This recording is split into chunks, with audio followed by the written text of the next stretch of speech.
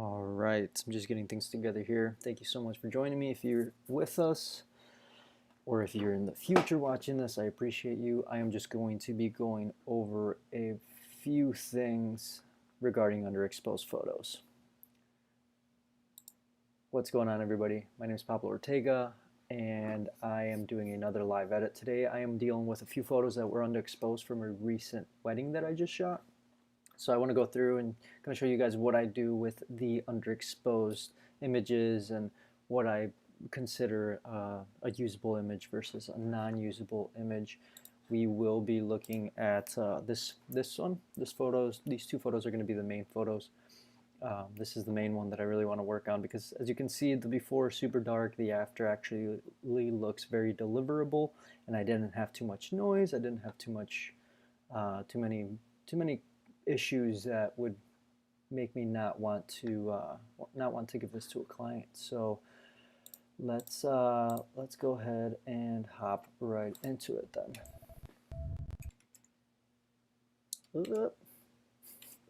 Sorry about that. Well, here we are. So first I'd like to start with this image. This is a very underexposed image, obviously. I would not be able to use this, and I would not be able to save this. I'm shooting raw, and unfortunately this photo just does not have enough information, and I'm going to show you why. Because if I boost my exposure to a point where I can actually see what's happening, I am just getting all sorts of noise, and it's just not going to work out for us. So I'm going to take that back to the normal so you can see the histogram up here. It's just not anywhere salvageable. Unfortunately, there's way too much data in my shadows and my blacks and not enough in my highlights and midtones to create something that I can deliver. I would not be able to boost this up even a little bit, raise my shadows, raise my blacks. It's still just not, it's just not happening. Way too much noise going on here. There's a line, a band going through because of the EOS R. Actually, I think this was from the Canon 6D, from the Canon 6D sensor. So that's that photo. We'll go to our next set of examples before we get into editing. So here are two separate photos now.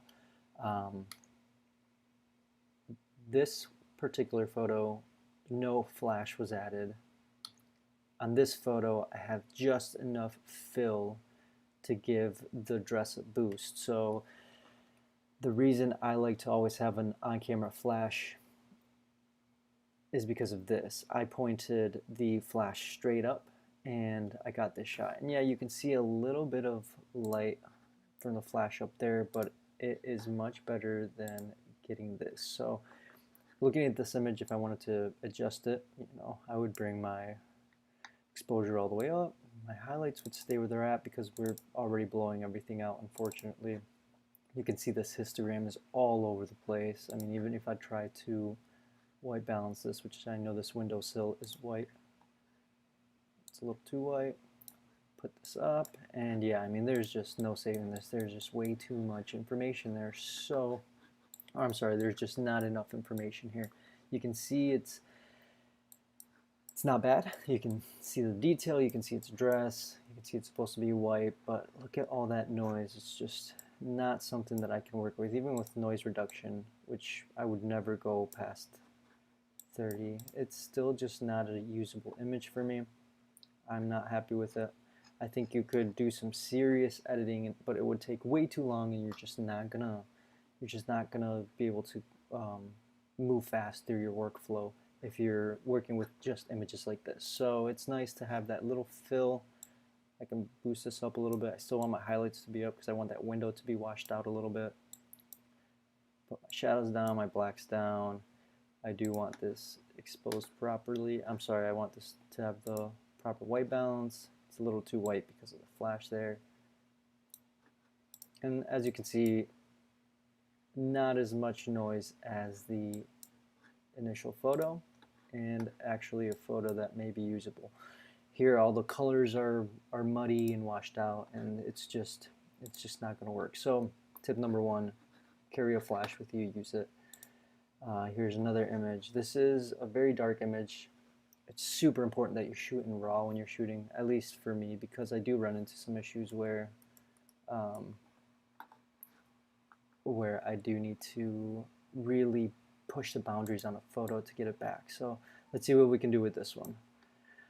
I mean, I'll take the exposure all the way up, which I don't like to do.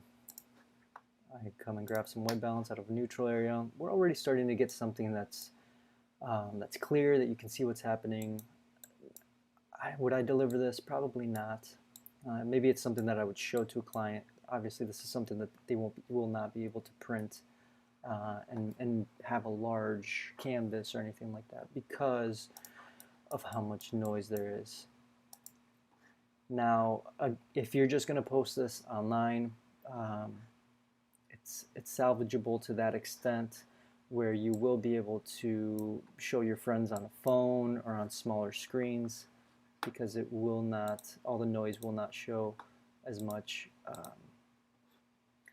on such a small screen. So like right there, you can see there's a little bit of happiness going on. It's a very nice photo. The subjects look great. The only issue is that once you zoom in, you get all of this noise and all of this information, which for me, I'm just not a fan of that. Would I deliver this? Probably not. And if I did, I would deliver it with a disclaimer to my client saying, hey, be careful when you post this online, be careful not to print it too much. There are other photos that you can use to print, and that is the kind of disclaimer that I would give. So I'm not going to go any further into this. We're just going to move right along here. Here's another great example of why it's so important to use a flash. Now, this photo, super easy to fix. I've got enough information in my histogram up here to really push this exposure up without having to worry about losing too much detail. Contrast up, and I could play with this and spend 5 minutes on it and get a deliverable photo. But instead, what I did is I had my on-camera flash, pointed it straight up, and look at the difference between this photo and this photo. It's just uncomparable. Look at the shadows and all the lost data and all the noise compared to this photo where we have the nice bokeh and we have plenty of detail around the rings. So I know this lesson is about working with underexposed photos. Yes, you can do it and you can deliver something like this. This might even be able to be printed on a decent sized canvas or decent sized photo album. But if you just add a flash on there, you will not have to worry about that, and you can blow this up and really manipulate the data to get the look that you're trying to get. Now to our final image. This is the original image, and this is what will be delivered. And as you can see, not a lot of noise, and not a lot of noise. Brightened her up. I used a few different techniques to make that happen, and I'm just going to go through them very quickly for you. Raise my exposure just a little bit. My shadows always go down, my blacks go down. Actually, I'm gonna keep those down. My texture always comes down a little bit because that's gonna affect the face and all of the textures on there, which will give me her a smoother skin, so I don't have to go into Photoshop and mess around. I do put my clarity up a little bit, just to give a little bit more, sharpened look to everything else in the photo. I will pick up my vibrance a little bit. I'm going to do my standard S-curve here. I'm going to bring my midtones up a little bit because I do want her to be a little bit brighter in the skin area and the dress and the flowers. I'm going to come down here. I'm going to take my yellows down. I already know that I don't want those yellows in the image. They're not important. Sorry about those noises. My green's going to stay there. I'm going to bring all the other unnecessary colors down a little bit. Right there is good. I'm happy with that. I always sharpen my images. I always add a little bit of detail. I always remove chromatic aberration and enable my profile correction so it fixes the lens information. Got to have a little vignetting. Absolutely. I am going to add a little bit of grain to this. Just 10, nothing too crazy. It's going to mix with the ISO. Or the noise from the high ISO, so It'll give it more of a old school grainy look, old film look. So I'm very happy with that now. That is very far from this. So how did I do this? I went ahead and grabbed my radial filter tool here and just adjusted it just so it kind of looks like this light is coming from our window there. In hindsight, I would have loved to have a flash right outside of this window shooting in, and then another on-camera flash shooting forward. I did use an on-camera flash, but I shot it straight up, and I think I was right behind a doorway, so I kind of missed that, unfortunately. But the magic of Lightroom and the power of Lightroom prevails because I'm able to pull this off, which looks very natural, brings out my subject, and I can produce a very deliverable image very quickly just using a few tools. So that is the base adjustments that I've made to create the final image over here. I did it very quickly. It took almost no time, and I can continue to breeze through it. So very important tips when you're working with underexposed photos. Tip number one, don't if you don't have to.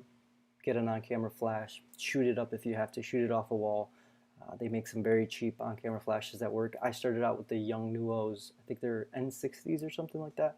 They only cost like $50, $60 a piece, and they're super helpful. They give just enough power to bounce some light off of the ceiling, or again the walls, or if you have a reflector you can bounce it right off of that. And with that, I think that is all I needed to cover. Another thing that I would do just so I can complete the whole edit is add some sharpening. About 60 is good. Add some detail. I could put some noise reduction up. I don't like to go over 20, and I don't need that much here, so I'm just going to stay at 10, and I'm very happy with that there. Again, my lens corrections I did, and my vignetting, of course, I did.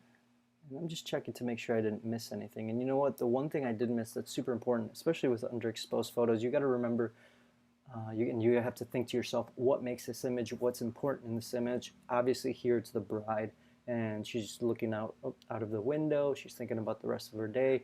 But another thing that's very important to brides, especially on wedding days, is their hair. So what I'm going to do is take a brush and set it to exposure, and put it up just enough to where I can lighten her hair up like this. Very simply, very subtly.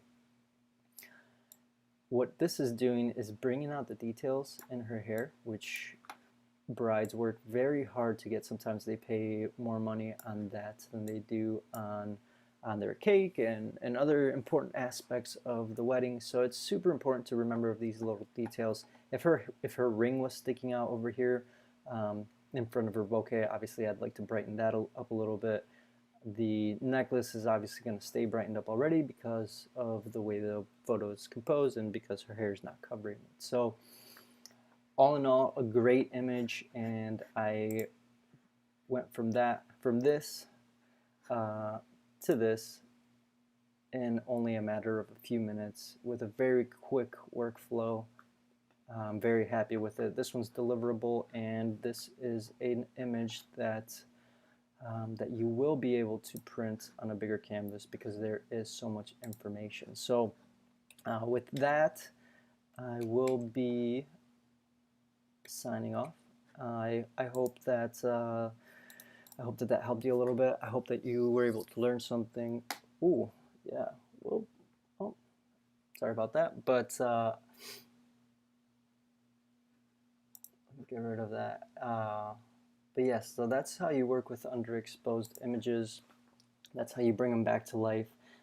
You really want to make sure that you have enough data in your images to begin with. So when you're shooting, sometimes you do have to go upwards of 640 ISO, maybe a little bit higher. And in that case, use a little bit of noise reduction. Don't go too far. If you use too much noise reduction, you will unfortunately get a very muddy image, and it won't be clear, and it'll print looking rather ugly. And not something that anybody's going to want to hang on their walls. So I think that's it for me, and that's it for today's live edit. Thank you so much for joining me. If you took the time to join, I'm going to check over here. It doesn't look like I have any comments. So thank you again, and I will see you on the next